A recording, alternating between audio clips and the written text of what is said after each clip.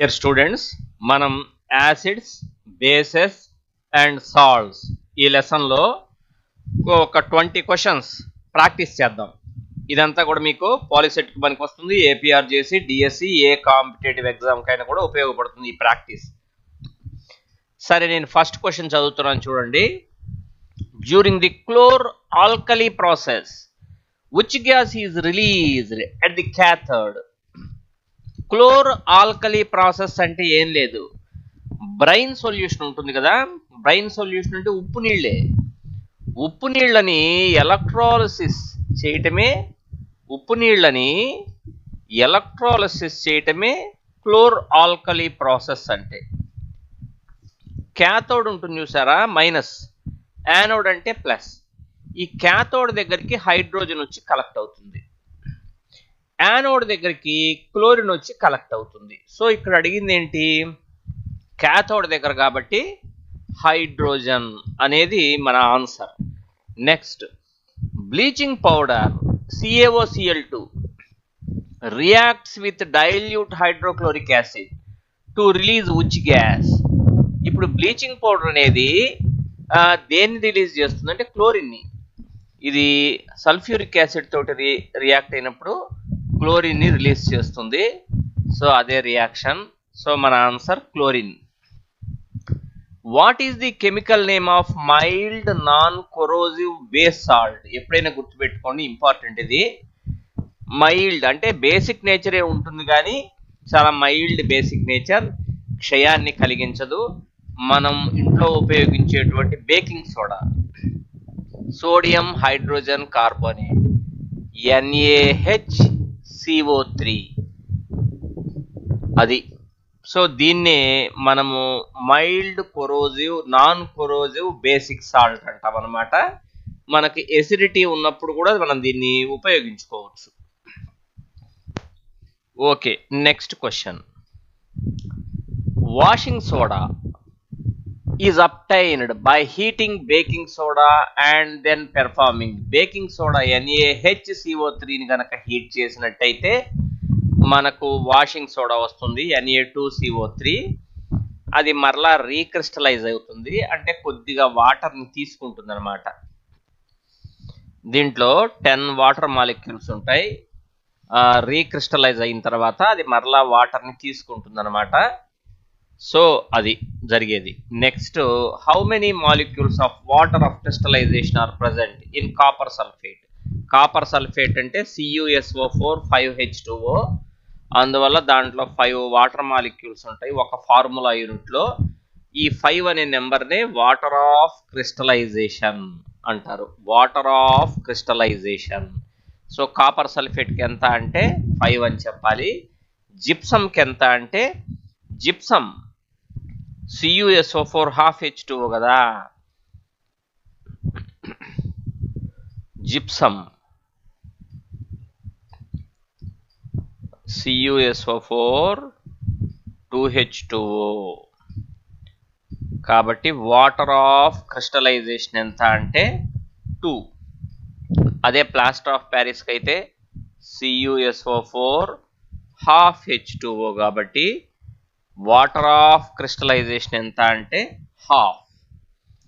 Next, plaster of Paris is chemically known as. ఈ plaster of Paris చూసారా, దీని chemical name ఏంటంటే copper sulphate hemihydrate. Hemihydrate అంటే, hemi అంటే సగము, హైడ్రేట్ అంటే వాటర్, 1/2H2O ఉంది కాబట్టి హెమీహైడ్రేట్. కాపర్ సల్ఫేట్ అంటే CuSO4, హెమీ అంటే సగము 1/2, హైడ్రేట్ అంటే water. Which salt is used for removing the permanent hardness of water? Permanent hardness of water ని తొలగించాలి అంటే, కఠిన జలాన్ని మృదు జలంగా మార్చాలి అంటే మనం వాషింగ్ సోడా ఉపయోగిస్తాం. కాబట్టి మన answer B.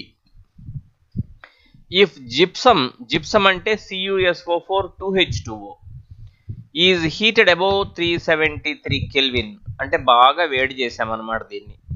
It loses all its water of crystallization and forms. అది కనీసం 1/2H2O ఉన్నా కూడా ప్లాస్టర్ ఆఫ్ ప్యారిస్ అయ్యేది.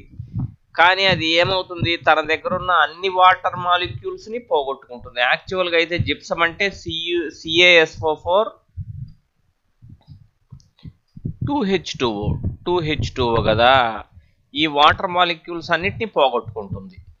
అప్పుడు అది డెడ్ బర్న్ట్ ప్లాస్టర్ అంటారు. ఇంకా దేనికి పనికిరాదు, అది అతకదు కూడా, టాయ్స్ కూడా చేయలేం, దాంతో బొమ్మలు తయారు చేయలేం. డెడ్ బర్న్ట్ ప్లాస్టర్ అంటారు దాన్ని. In the formula CaSO4 ½ H2O అంటే plaster of Paris. Why is half a molecule return? ఎందుకని ఇలా హాఫ్ వచ్చింది అంటే, ఇలా కాల్షియం సల్ఫేట్ ఉంది చూసారా, 2 ఫార్ములా యూనిట్స్ కాల్షియం సల్ఫేట్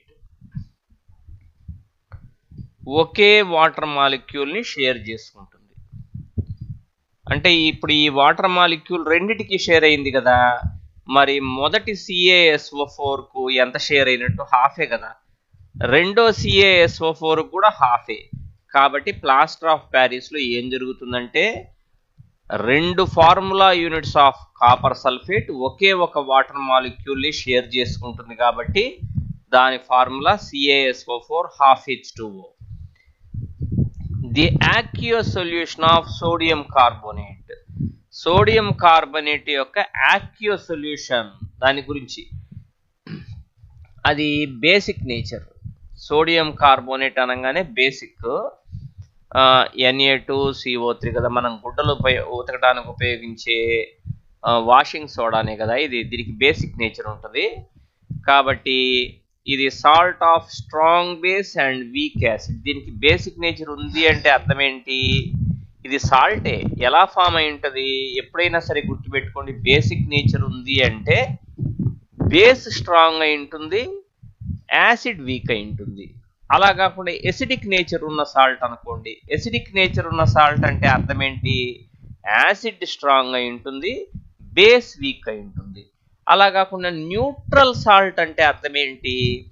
రెండు కూడా స్ట్రాంగ్ అయి ఉంటాయి, అప్పుడే న్యూట్రల్ సాల్ట్ వచ్చేది.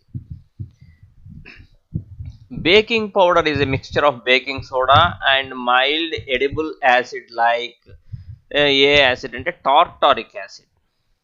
అంటే బేకింగ్ పౌడర్ని మనం ఇంట్లో ఉపయోగిస్తాం, అది రెండిటి యొక్క మిక్స్చర్ అన్నమాట. వేటి మిక్స్చర్ అంటే బేకింగ్ సోడా అంటే NaHCO3 plus mild edible acid that is tartaric acid. Sir ఇది ఎందుకు సార్ అంటే, ఈ బేకింగ్ సోడాని హీట్ చేసినప్పుడు, అంటే NaHCO3ని హీట్ చేసామనుకోండి, మనం NaHCO3ని కనుక మనం హీట్ చేస్తే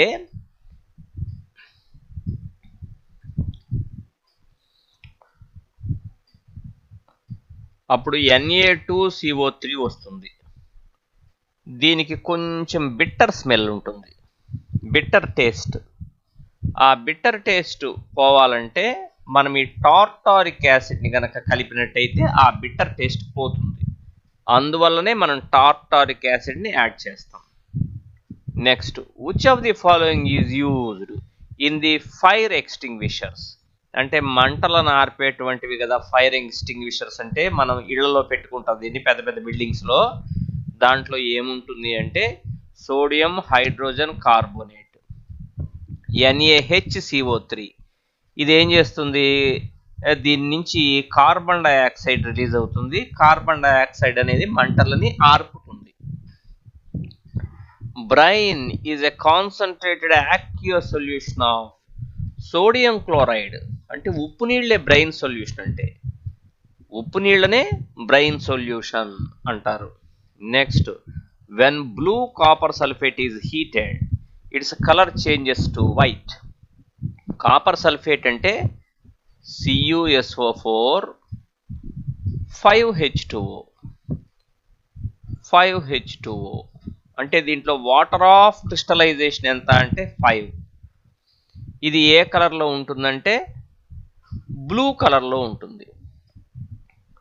దీన్ని హీట్ చేసామనుకోండి, ఈ వాటర్ అనేది వ్యాపరైజ్ అయిపోతాయి. అప్పుడు CuSO4 ఒక్కటే మిగులుతుంది. యాన్హైడ్రస్ అంటారు, అంటే నీటిని పోగొట్టుకున్న. ఇది ఏ కలర్లోకి వెళ్తుందంటే వైట్ కలర్లోకి వెళ్ళిపోతుంది. మరలా దీనికి కొంచెం వాటర్ని యాడ్ చేసామనుకోండి, అప్పుడు CuSO4 5H2O అయిపోయి మరలా బ్లూ కలర్లోకి వచ్చేస్తుంది. అది జరిగేది. Bleaching powder is manufactured by the action of chlorine on. Bleaching powder ఎలా తయారవుతుందంటే ఈ CaOH twice అంటే డ్రై స్లాక్డ్ లైమ్, తడి సున్నం తోటి క్లోరిన్ గనక రియాక్ట్ చేస్తే అప్పుడు CaOCl2 వస్తుందన్నమాట. ఇదే bleaching powder. Next, which salt is used in the manufacture of glass, soap and paper? వీటన్నిటిలో ఉపయోగించేది Na2CO3 10H2O అంటే వాషింగ్ సోడాని ఉపయోగిస్తారు. ఈ వాషింగ్ సోడా యూజెస్లో ఇదంతా ఉంది. What is the number of water molecules in one formula unit of ferrous sulfate crystals? Ferrous sulfate అంటే FeSO4 7H2O కాబట్టి దాంట్లో 7 వాటర్ మాలిక్యూల్స్ ఉన్నాయి కాబట్టి వాటర్ ఆఫ్ క్రిస్టలైజేషన్ ఎంత అంటే 7 అని చెప్పాలి. Next, the chemical formula of gypsum CaSO4 2H2O. అదే హాఫ్ H2O అయితే plaster of Paris. Next, baking soda is used to make bread or cakes rise. This is because అంటే మనం ఈ బ్రెడ్లు కేక్లు బాగా పొంగినట్టుగా రావటానికి దాంట్లో కొంచెం ఈ వంట సోడాను ఉపయోగిస్తాం. మనం పకోడీలో కూడా ఈ వంట సోడా కనుక వేసినట్టయితే అది పొంగుతుంది. ఎందుకని అంటే దాంట్లో నుంచి ఈ కార్బన్ డైఆక్సైడ్ గ్యాస్ అనేది రిలీజ్ అవుతుంది, అదే కారణం. కామన్ సాల్ట్ అంటే NaCl is a raw material for making all except. ఈ మనం తినే ఉప్పుతోటి సోడియం హైడ్రాక్సైడ్ NaOHని తయారు చేయొచ్చు. ఎలా అంటే క్లోరో ఆల్కలీ ప్రాసెస్ అని నేను ముందు చెప్పాను. దాంట్లో ఈ ఉప్పు నీళ్ళని గనక ఎలక్ట్రాలిసిస్ చేస్తే, ఉప్పు నీళ్ళనే కదా బ్రైన్ సొల్యూషన్ అనేది, అప్పుడు క్లోరిన్ వస్తుంది, హైడ్రోజన్ వస్తుంది, వీటితో పాటుగా సోడియం హైడ్రాక్సైడ్ కూడా వస్తుంది. అందుకే ఆ ప్రాసెస్ పేరు క్లోర్ ఆల్కలీ ప్రాసెస్. ఈ బ్రైన్ సొల్యూషన్ని ఎలక్ట్రాలిసిస్ చేసేటువంటి ప్రాసెస్ని క్లోర్ ఆల్కలీ ప్రాసెస్ అని ఎందుకంటారంటే అందులో క్లోరిన్ వస్తున్నది కాబట్టి క్లోర్. NaOH అనేది క్షారం కదా, దాన్ని ఆల్కలీ అంటారని మీకు తెలుసు కదా. క్షారాన్ని అంటే క్లోరిన్ వస్తున్నది, ఆల్కలీ వస్తున్నది కాబట్టి దాని పేరు క్లోర్ ఆల్కలీ ప్రాసెస్. సో NaCl నుంచి సోడియం హైడ్రాక్సైడ్ చేయొచ్చు, బేకింగ్ సోడా కూడా దాంట్ నుంచే వస్తుంది, వాషింగ్ సోడా వస్తుంది, ప్లాస్టర్ ఆఫ్ ప్యారిస్ మాత్రం దాని నుంచి రాదు. సో మన ఆన్సర్ ప్లాస్టర్ ఆఫ్ ప్యారిసే. సో నేను ఏం చేశాను, ప్రాక్టీస్ కోసం మీకు ఒక 20 క్వశ్చన్స్ని ఎక్స్ప్లెయిన్ చేశాను. మీకు ఏ లెసన్లో కావాలి, ఎంత డిఫికల్టీ కావాలి, కాన్సెప్ట్ కావాలా, ఏ కాన్సెప్ట్ కావాలి, ఇవన్నీ కూడా నాకు కామెంట్స్లో పెడితే నాకు తెలుస్తుంది మీకు ఏది కావాలో దాన్ని నేను అందించడానికి వీలుంటుంది. సో మీరు కామెంట్స్ పెట్టండి, మీకు నచ్చితే లైక్ చేయండి. Okay, right.